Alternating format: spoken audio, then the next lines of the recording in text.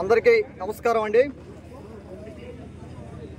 ఈ రోజున తెలుగుదేశం పార్టీ జాతీయ ప్రధాన కార్యదర్శి మా యువనేత యువగళం సారథి నారా లోకేష్ బాబు గారి జన్మదినం పురస్కరించుకొని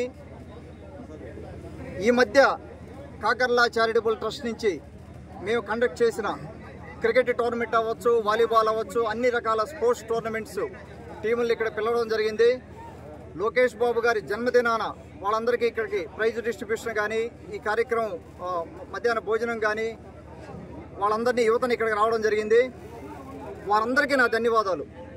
ఓన్లీ మన క్రికెట్ టోర్నమెంటు, మన టోర్నమెంటు యూతే కాకుండా ఉదయగిరి 8 మండలాల నుంచి ఎంతోమంది యువత నన్ను ఆశీర్వదించడానికి, అభినందించడానికి, లోకేష్ బాబు గారికి జన్మదిన శుభాకాంక్షలు చెప్పడానికి ఇక్కడికి విచ్చేయడం జరిగింది.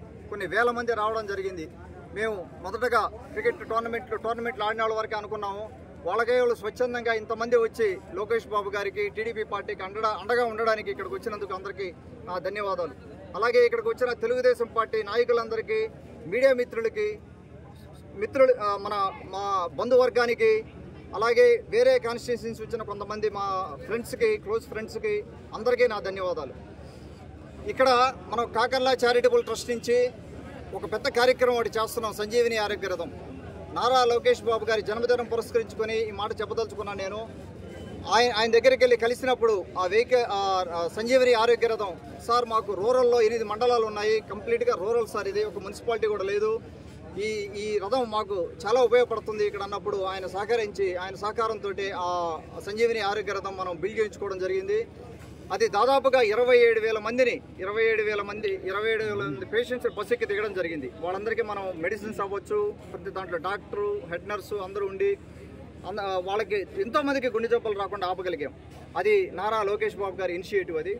అలాగే ఆయన 2013లో యాక్టివ్ రాజకీయాల్లోకి వచ్చినప్పుడు ఆయన అమెరికాలో స్టాన్ఫోర్డ్ యూనివర్సిటీలో MBA చేసిన తర్వాత ఎంతో విద్యావంతులు, ఆయనకున్న లెగసీ ఎన్టీ రామారావు గారి, మన అన్న ఎన్టీఆర్ గారి మనవడు నారా చంద్రబాబు నాయుడు గారి, మన మాజీ ముఖ్యమంత్రి వర్యులు నారా చంద్రబాబు నాయుడు గారి అబ్బాయి వారసుడు. ఇంతకంటే ఆయనకి ఏమి లెగసీ కావాలి, ఇంతకంటే నాయకత్వం ఏం కావాలి? సో అలాగే యువగళం సారథి ఇన్ని వేల కిలోమీటర్లు నడిచి ఆయన యువతకి ఇచ్చిన స్ఫూర్తితోటే యువత అందరూ ఎదురు చూస్తూ ఉన్నారు.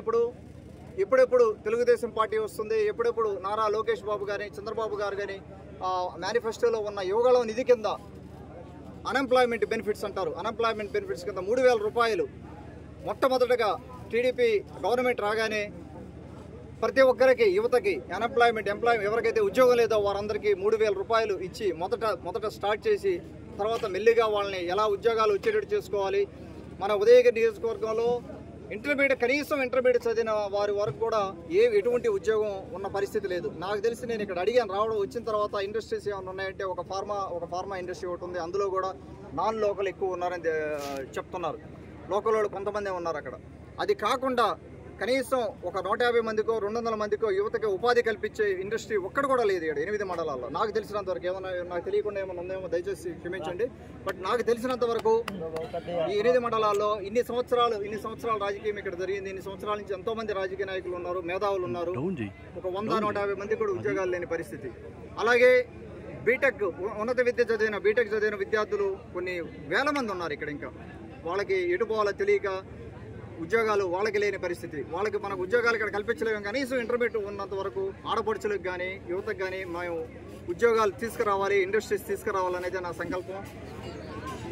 రాజకీయంగా నాకు ఎటువంటి డౌటు లేదు, కాన్ఫిడెన్స్ ఉంది. రాజకీయంగా నేను ముందుకు పోతానని, రాజకీయంగా ముందుకు పోయాక మొట్టమొదటిగా నేను చేయబోయేది ఇండస్ట్రీ ఫోకస్ చేయాలి. మన యువత కానీ ఆడపడుచులకు కానీ ఉద్యోగాలు తీసుకురావాలి. ఒక కుటుంబం, 2 పిల్లలున్న కుటుంబం ఈ రోజున రోజు కూలీ చేసుకోనో లేకపోతే ఎకరానో 2 ఎకరాలు కష్టపడి సంపాదించుకొని వాళ్ళకి ఏదన్నా ఒక కష్టం వచ్చినప్పుడు సడన్గా ఏదైనా హెల్త్ పరంగా కానీ లేకపోతే ఇంకేదైనా ఫైనాన్షియల్గా కానీ ఏదైనా ఒక కష్టం వచ్చినప్పుడు కుటుంబం మొత్తం కుప్పగొలిపోతూ ఉంది. నేను ఎన్నో కుటుంబాలకు చూడడం జరిగింది, ఎన్నో కుటుంబాలతో కూర్చొని మాట్లాడడం జరిగింది. ఎంతోమంది ఆర్థికంగా కానీ స్థితికిపోయి ఉన్నారు. రకరకాల హెల్త్ ప్రాబ్లమ్స్ వల్ల మన ఫ్లోరైడ్ సమస్య ఉండనే ఉంది. దాని మూలంగా ఎంతోమందికి హెల్త్ పోయి డయాలసిస్ పేషెంట్లు కానీ మొత్తం 8 మండలాల్లో కొన్ని వేల కుటుంబాలు ఇళ్ళకి వెళ్ళి కూర్చొని అడగడం జరిగింది.